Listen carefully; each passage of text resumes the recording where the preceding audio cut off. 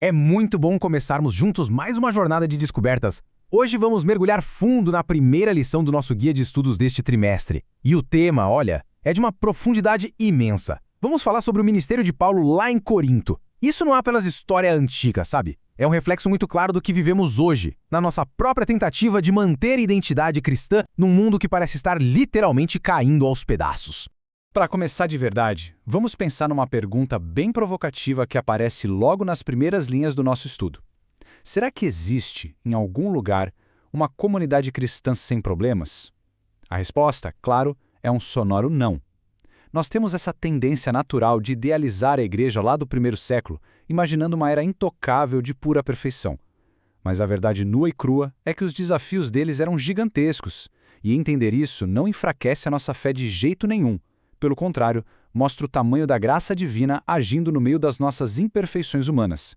E falando em desafios, para compreender de fato o peso das cartas do apóstolo, nós precisamos primeiro entender o campo de batalha onde elas foram forjadas. Precisamos voltar no tempo e respirar um pouco do ar daquela sociedade.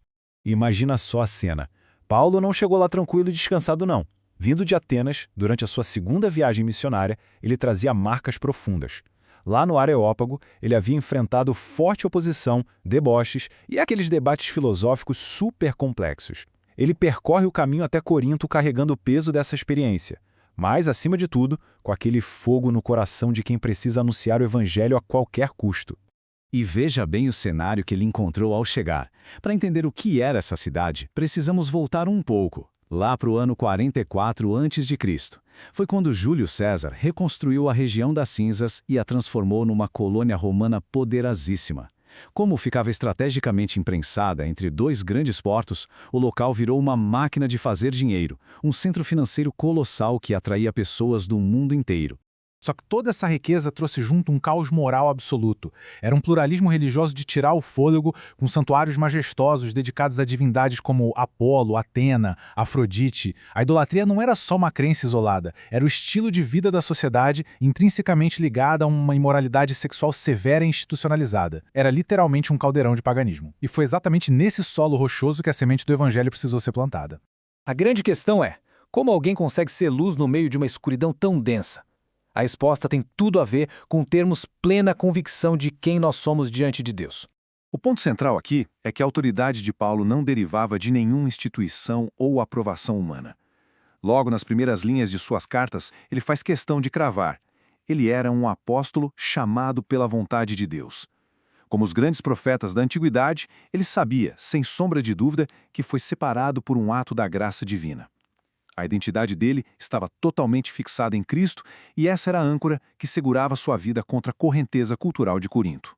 O nosso guia de estudos faz um paralelo fantástico nesse momento, lembrando de William Carey.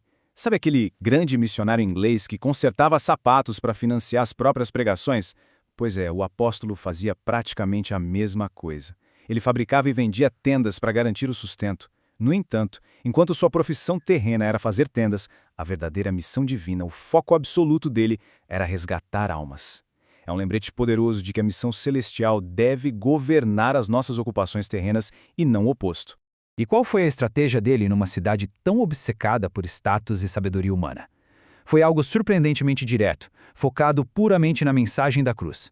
Tem um detalhe simplesmente genial na escolha tática de Paulo aqui. Ele diz assim: decidi nada saber entre vocês a não ser Jesus Cristo e este crucificado. Pense bem, ele deliberadamente ignorou as grandes disputas intelectuais da época. Em vez de tentar convencer as pessoas por meio de filosofias envolventes, ele confiou inteiramente no poder bruto e transformador da cruz. A cruz passou a ser o filtro supremo pelo qual todo o resto seria avaliado. E não pense que ele fez isso de forma passageira. Ele dedicou 1 ano e meio respirando o ar daquele lugar. 18 meses ensinando a palavra fielmente. Ele seguiu seu método já conhecido, começou pregando na sinagoga aos judeus, testificando sobre Jesus, e depois expandiu a missão para os gentios.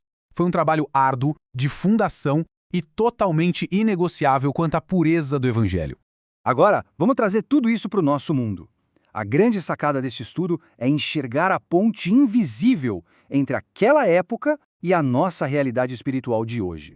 Na verdade, o mundo antigo constrói um espelho gigante para nós hoje. Pense bem, Mercado globalizado, pluralismo de ideias, idolatria disfarçada pelo materialismo e uma profunda permissividade. Isso não soa muito familiar? É assustadoramente parecido com os grandes centros urbanos atuais. As pressões intensas que a igreja primitiva sofria para tentar manter o foco são os exatos desafios que nós encaramos diariamente na modernidade. Mas, no meio de todo esse clima hostil, Deus nos dá um conforto imenso. O livro de Atos registra que o Senhor falou com Paulo numa visão e disse: "Não tenha medo. Pelo contrário, fale e não fique calado, pois tenho muito povo nesta cidade." Que promessa extraordinária!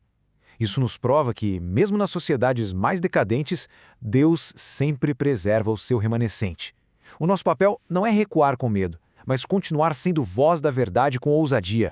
Então, para finalizarmos nossa reflexão de hoje, fica no ar uma pergunta para martelar na mente. Como nós vamos manter a nossa identidade cristã inabalável num mundo que o tempo todo exige que façamos concessões? A lição que fica é claríssima. O único lugar seguro para ancorar quem somos é a cruz de Cristo. Sem ela, a igreja perde a bússola, perde a essência. Que a firmeza que vimos hoje nos inspire a não negociar a nossa fé, preparando o coração para os temas tão ricos que ainda exploraremos neste trimestre. Continuemos firmes no estudo da palavra.